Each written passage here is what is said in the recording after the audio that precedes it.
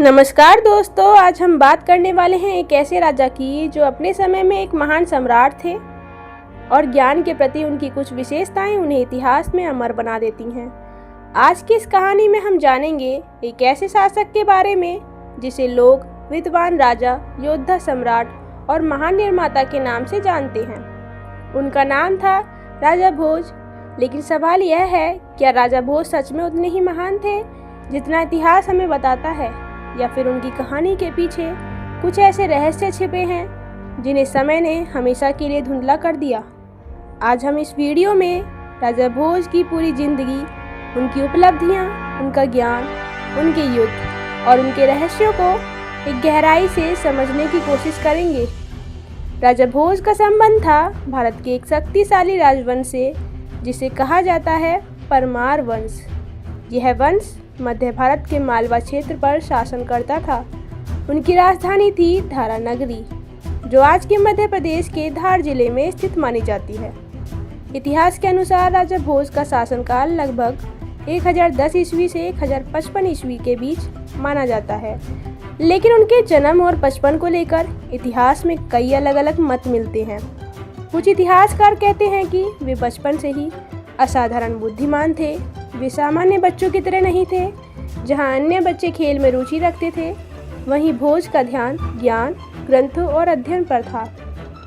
राजा भोज को भारतीय इतिहास में एक ज्ञान सम्राट के रूप में माना जाता है। कहा जाता है कि इनका दरबार केवल युद्ध और राजनीति का केंद्र नहीं था, बल्कि एक विशाल ज्ञान केंद्र था जहां सैकड़ों विद्वान विभिन्न विषयों पर अध्ययन और चर्चा करते थे। राजा भोज ने स्वयं भी कई क्षेत्रों में योगदान दिया, जैसे वास्तुशास्त्र, चिकित्सा शास्त्र, योग और ध्यान, काव्य और साहित्य, ज्योतिष शास्त्र। उनसे जुड़ा सबसे प्रसिद्ध ग्रंथ माना जाता है सम्रांगण सूत्रधार। इस ग्रंथ में वास्तुकला, नगर निर्माण और इंजीनियरिंग के सिद्धांतों का वर्णन मिलता है।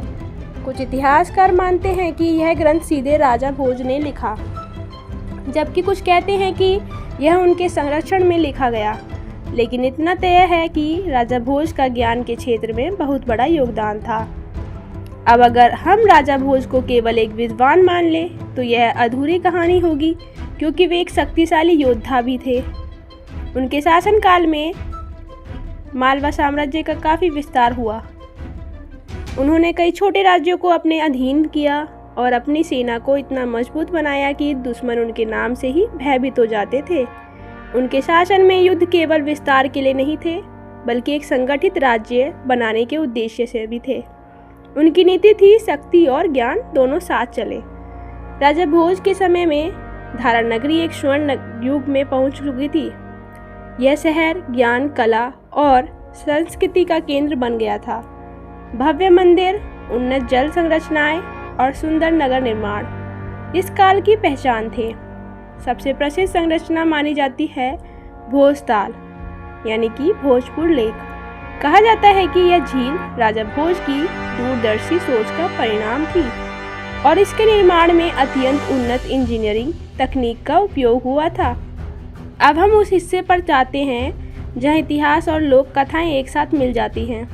राजा भोज से जुड़ी कई रहस्यमयी कथाएं प्रचलित हैं। सिंहासन बत्तीसी। कहा जाता है कि राजा भोज को एक ऐसा सिंहासन मिला जिस पर 32 पुतलियां थीं। हर पुतली उन्हें एक नैतिक कहानी सुनाती थी। 84 आसन की कथा।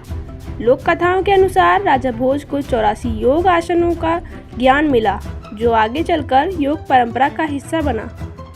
अमरत्व की कहानियाँ। कुछ कथाओं में उन्हें इतना बुद्धिमान बताया गया कि लोग उन्हें अमर राजा भी कहने लगे। लेकिन ये बातें ऐतिहासिक रूप से प्रमाणित नहीं हैं।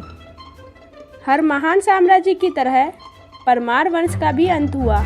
राजा भोज को अंतिम वर्षों में साम्राज्य कमजोर होने लगा, बाहरी आक्रमण बढ़ गए, आंतरिक संघर्ष शुरू हो गए और धीरे धीरे मालवा साम्राज्य का प्रभाव कम हो गया। राजा भोज भले ही इतिहास में चले गए हों, लेकिन उनके विरासत आज भी जीवित है। वे केवल एक राजा नहीं थे, वे ज्ञान और शक्ति का प्रतीक थे।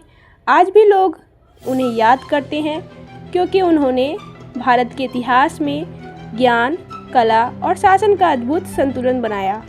राजा भोज की कहानी हमें यह सिखाती है कि एक सच्चा शासक वही होता है जो केवल राज्य नहीं बल्कि ज्ञान और संस्कृति को भी आगे बढ़ाए। लेकिन सवाल आज भी वही है, क्या हम उनके इतिहास को पूरी तरह समझ पाए हैं या अभी भी उनकी कहानी का एक हिस्सा हमसे छुपा हुआ है? अगर आज की वीडियो आप लोगों को पसंद आई हो तो वीडियो को लाइक ज़रूर करें, चैनल को सब्सक्राइब करना ना भूलें। मिलते हैं आपसे एक नई वीडियो में एक नई डॉक्यूमेंट्री के साथ।